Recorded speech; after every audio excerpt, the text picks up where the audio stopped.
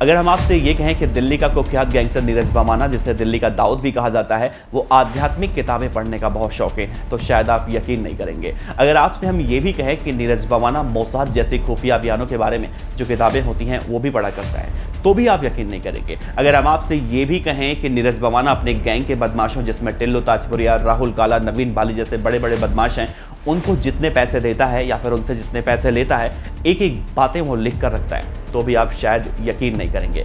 लेकिन ये बातें सच हैं।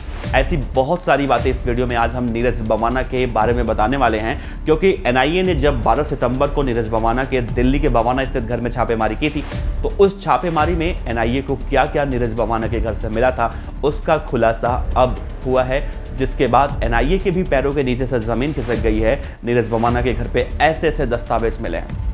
तो बने रहेगा इस वीडियो के अंत तक, क्योंकि नीरज भमाना के बारे में आपको इस वीडियो में एक ऐसी जानकारी देखने और सुनने को मिलेगी जो अब से पहले शायद आपने यूट्यूब पे या भी किसी भी समाचार पत्र में किसी भी टीवी चैनल पर आपने देखी हो और पढ़ी हो।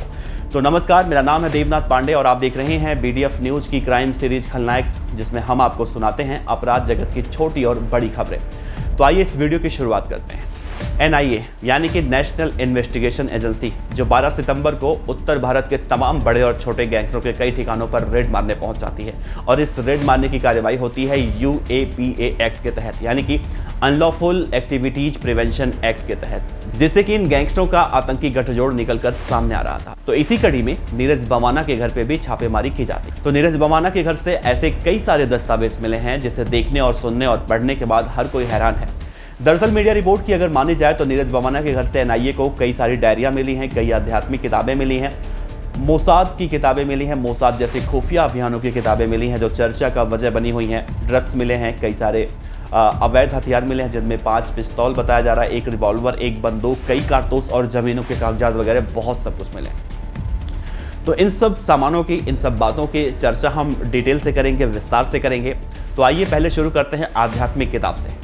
दरअसल एनआईए को नीरज भमाना के एक कमरे में, जो उसके घर का एक कमरा है, उसमें कई सारी आध्यात्मिक किताबें रखी हुई थी, और कहा जा रहा है कि नीरज भमाना आध्यात्मिक किताबें पढ़ने का बहुत शौकीन है। तो एक सवाल यहाँ पर अगर उठता है कि नीरज भमाना अगर आध्यात्मिक किताबों को पढ़ता है तो नीरज भमाना गैंगस्टर कैसे है? क्योंकि कहा जाता है कि जो आध्यात्मिक किताबें पढ़ता है वो गैंगस्टर नहीं होता।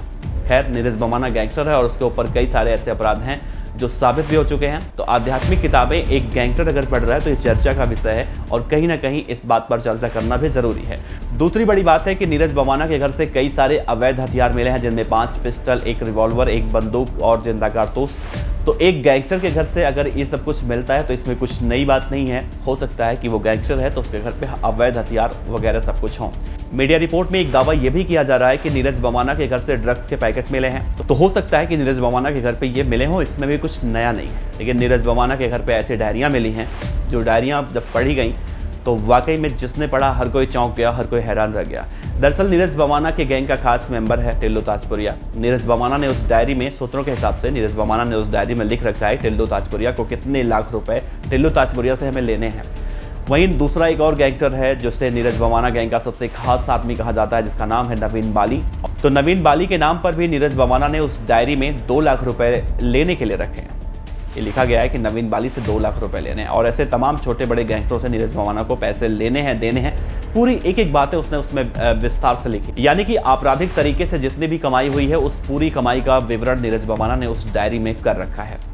तो ये बहुत बड़ा खुलासा है अपने आप में कि नीरज भमाना आखिर, जिस बड़े बड़े गैंगस्टरों के बारे में ये कहा जाता है कि नीरज भमाना गैंग के वो बड़े गैंगस्टर हैं और वो नीरज भमाना के इशारे पर काम करते हैं, तो आखिर जब ऐसा है तो नीरज भमाना ने उनका नाम, उनके नाम के आगे पैसों का जिक्र क्यों किया? खैर, ये सब छोड़ दीजिए, आगे बढ़ते हैं। एक 100 करोड़ रुपए की प्रॉपर्टी का भी जिक्र उसमें हुआ है, जो दस्तावेज मिले हैं, और कहा जा रहा है नीरज भमाना ने इस 100 करोड़ रुपए की प्रॉपर्टी पर कब्जा करके और कुछ अलग तरह से इसमें रंगदारी वसूल की है।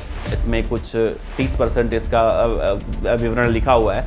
हालांकि अभी तक ये साफ नहीं हो पाया है, लेकिन फिर भी छोटी छोटी जानकारियां निकलकर सामने आ रही हैं। और एक बात निकलकर सामने आई है, नीरज भमाना के घर पे जो दस्तावेज मिले उसमें ये कहा जा रहा है नीरज भमाना कई सारे रियल एस्टेट के बिजनेस में पैसे लगाता है और उनसे मुनाफा भी कमाता है। तो जब तक एनआईए इस खबर की पुष्टि नहीं करते तब तक हम नहीं मानते, लेकिन सूत्र जो दावा कर रहे हैं, मीडिया रिपोर्ट जो दावा कर रहे हैं, उसके हिसाब से अगर देखा जाए तो नीरज बवाना के घर से ये चीज़ें मिली हैं। और सबसे आखिर में हम बात करेंगे नीरज बवाना के मोसाद जैसी खुफिया अभियानों के जो बारे में किताबें मिली हैं उसके बारे में। तो आखिर नीरज बवाना इतनी खतरनाक किताबें क्यों पढ़ता था? क्या नीरज बवाना कुछ बड़ा करने की तैयारी कर रहा था? क्या नीरज बवाना का जो ब्रेन है वो इतना शार्प है कि मोसाद जैसी किताबें वो पढ़ने का बहुत ज़्यादा शौकीन है? वैसे आपको बता दें कि मोसाद इजराइल की एक खुफिया एजेंसी है और कहा जाता है कि मोसाद इतनी खतरनाक एजेंसी है कि हर साल ये अपने कुछ न कुछ नए कारनामों की वजह से चर्चे में रहती है। और देशों की खुफिया एजेंसियों की अगर तुलना की जाए मोसाद से, तो मोसाद इन सब में कहीं ज़्यादा आगे। तो इस बात से आप अंदाज़ा लगा सकते हैं कि जो गैंगस्टर मोसाद जैसी खुफिया अभियान के बारे में जानकारी रखता हो, उसे पढ़ता हो, आध्यात्मिक किताबें पढ़ता हो, तो वो गैंगस्टर कितना ही खतरनाक होगा। खैर, अब इसमें देखना अहम होगा कि आखिर नीरज बवाना के घर से और क्या क्या मिला है, इसका खुलासा कब होता है। बहरहाल जो हम जानकारी आपको दे रहे थे ये सूत्रों के हवाले से जानकारी थी, मीडिया रिपोर्ट के हवाले से जानकारी थी। अब इसमें देखना अहम होगा कि एनआईए जब और खुलासे करती है तो क्या कुछ निकल कर सामने आता है। वैसे नीरज बवाना के बारे में आपका क्या कहना है? कहा जाता है कि एक समय में नीरज बवाना का दिल्ली में राज चलता था और आज भी नीरज बवाना दिल्ली के तिहाड़ जेल में बैठकर ऐसे कई सारे गुनाहों को अंजाम देता है जिसे सुनने के बाद हर कोई चौंक जाए। फिलहाल नीरज बवाना कहेंगे बहुत बड़े बड़े बदमाश जो हैं वो इस समय तिहाड़ जेल में बंद हैं, दिल्ली के मंडोली जेल में बंद हैं। और ऐसे में जो छापेमारी हुई है ये बहुत बड़ी कार्रवाई के रूप में देखी जा रही है और ये कहा जा रहा है कि आने वाले कुछ सालों में नीरज बवाना जैसे तमाम जो गैंगस्टर हैं वो भी जेल के अंदर होंगे जो बाहर घूम रहे हैं। बहरहाल नीरज बवाना के बारे में क्या कहना है, खासतौर से आप इसके बारे में ज़रूर बताइएगा, मोसाद की किताबें नीरज बवाना क्यों पढ़ा करता था। तो मिलते हैं अगले वीडियो में। नीचे कमेंट बॉक्स में अपनी राय दीजिएगा और कोई अगर हमसे गलती हो गई हो तो हम क्षमा चाहते हैं और उम्मीद करते हैं कि हम जो भी खबर आपसे बताएं एकदम रिसर्च करके बताएं, एकदम अपने सूत्रों से भी बताएं, तो पुख्ता जानकारी लेकर बताएं। फिर भी अगर कोई कमियां रह जाती हैं तो आपसे हम हाथ जोड़कर माफ़ी मांगते हैं। बने रहिए BDF न्यूज़ के साथ। मिलते हैं अगले वीडियो में, तब तक के लिए नमस्कार।